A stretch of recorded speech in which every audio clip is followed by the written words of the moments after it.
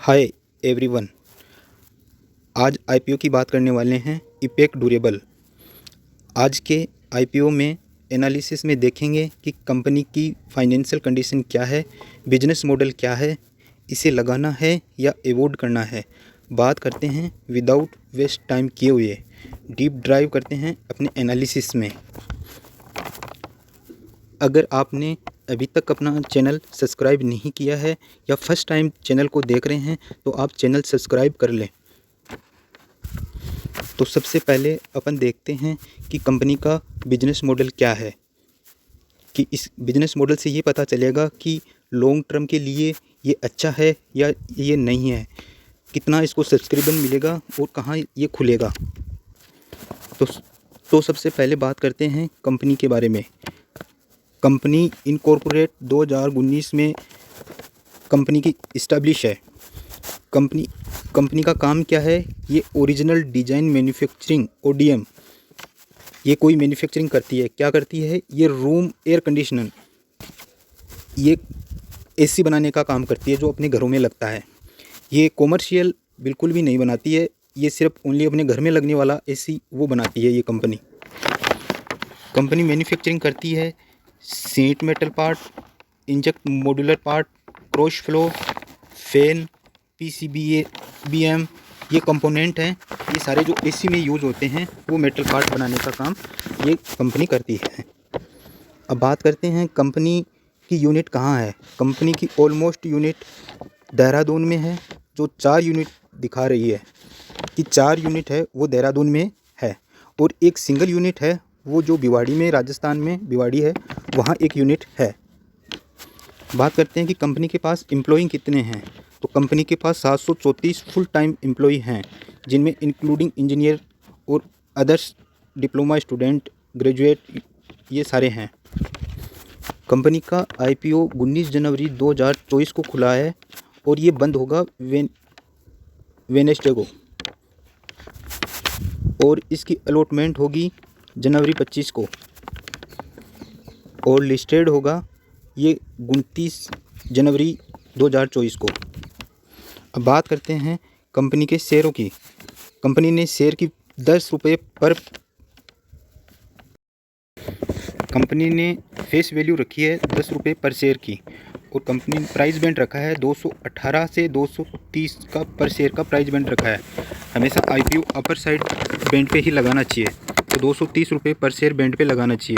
Company ने IPO लोट size रखा, IPO का 65 शेयर पर लोट साइज रखा है। कंपनी आईपीओ के माध्यम से 640 करोड़ का फंडिंग जुटाने का कंपनी का टारगेट है, जिसमें से 400 करोड़ के फ्रेश इश्यू हैं, और ऑफर फॉर सेल में 240.05 करोड़ के ऑफर फॉर सेल हैं। ये ऑफर फॉर सेल क्या होता है कि जब कंपनी नया आईपीओ लेके आती है मार्केट में, तो उसमें से 2 ऑप्शन होते हैं। एक तो होता है फंडिंग के अंदर 2 ऑप्शन होते हैं, इक्विटी और डेबिट लॉ। तो डेबिट लॉ से क्या होता है कि अगर कंपनी को विदाउट मार्केट में लिस्टेड हुई अगर किसी से पैसा जुटाना है, तो कंपनी को पैसे के बदले में ब्याज भी देना पड़ेगा और पैसा वापस भी उसको लौटाना पड़ेगा। तो इसलिए कंपनी क्या है कि आईपीओ इक्विटी में लेके आती है, जिससे कंपनी को क्या है कि पैसा भी नहीं देना पड़ता और ब्याज भी नहीं देना पड़ता। तो मोटा मोटी क्या है, इक्विटी है, नोट लायबिलिटी होती है इक्विटी में, जिसके 2 पार्ट होते हैं। एक पार्ट तो होता है प्राइवेट प्लेस का और दूसरा होता है मार्केट लिस्टेड का। मार्केट लिस्ट का मतलब ये होता है, एक होता है ओएफ सेलिंग साइड का, यानी सेल्स होल्डर होते हैं जो सेल्स साइड के होते हैं। एक तो ओएफएस आता है, और एक आता है जिसने कंपनी के लिए कंपनी रिजर्वेशन अकाउंट में रखी हुई है, यानी सारा का सारा जो फ्रेश इशू है वो कंपनी के अकाउंट में जाएगा, और ऑफर फॉर सेल में जो सेलिंग साइड में है ओएफएस है, वो कंपनी के पास पैसा नहीं जाएगा। तो इसलिए कंपनी ने 400 करोड़ तो फ्रेश इशू किए हैं और 240 करोड़ ऑफर फॉर सेल किए हैं। अब बात करने वाले हैं कंपनी की बैलेंस शीट की। तो कंपनी के पास 31 मार्च 2021 में एसेट्स इतने थे, 31 मार्च 2022 में 1076 एसेट्स थे, 31 मार्च 2023 में 1464 का एसेट्स था, जो अभी सितंबर 2023 में 1071 का एसेट्स बचा है कंपनी के पास। तो ऑलमोस्टली कंपनी ने 2 साल तक अच्छा प्रदर्शन किया है। यहाँ पे एसेट्स अच्छे हैं और यहाँ पे एसेट्स गिरे हैं, कंपनी के एसेट्स गिरे हैं।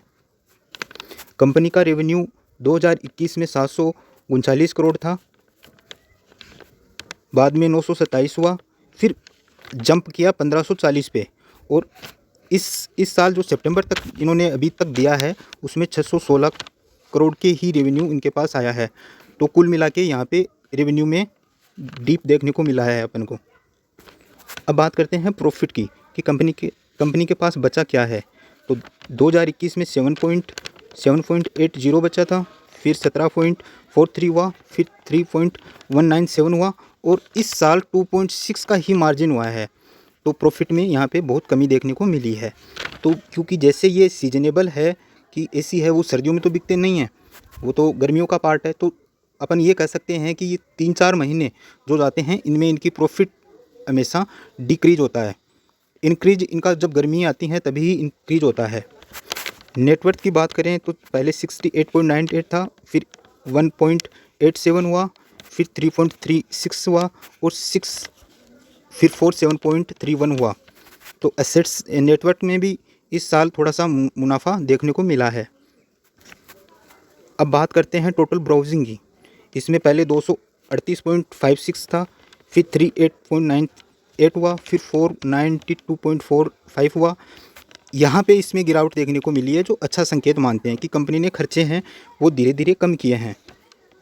अब कंपनी की बात करते हैं आरओई की। आरओई भी कंपनी का अच्छा है आज के टाइम पे, और ये जैसा अपन ये समझते हैं कि कंपनी सीजनेबल है, कि गर्मियों में ही इसकी जो एसी वेसी है वो गर्मियों में ही सेल होते हैं, तो इसलिए इस पर ज़रूर इम्पेक्ट पड़ता है। तो लॉन्ग टर्म के लिए तो अपन यही कह सकते हैं कि 4-5 साल के लिए ये शेयर अच्छा है। तो कंपनी में जहाँ तक अपन अनुमान लगा सकते हैं कि 8% से 16% के लगभग गेन होना चाहिए, इससे ऊपर नहीं खुलेगी ये कंपनी। जिन भी लोगों को इतना अगर इक्विटी में मिलता है, अपना जो भी आईपीओ लगाते हैं, उनको 8 से 16% में अगर संतुष्ट हैं तो उनको लगाना चाहिए ये आईपीओ। और जो लॉन्ग टर्म के लिए इन्वेस्टर हैं, जिनको 4-5 साल के लिए पैसे इन्वेस्टमेंट करने हैं, तो एक वो अच्छा जैसे 40 से 50% के लिए गेन कर सकते हैं।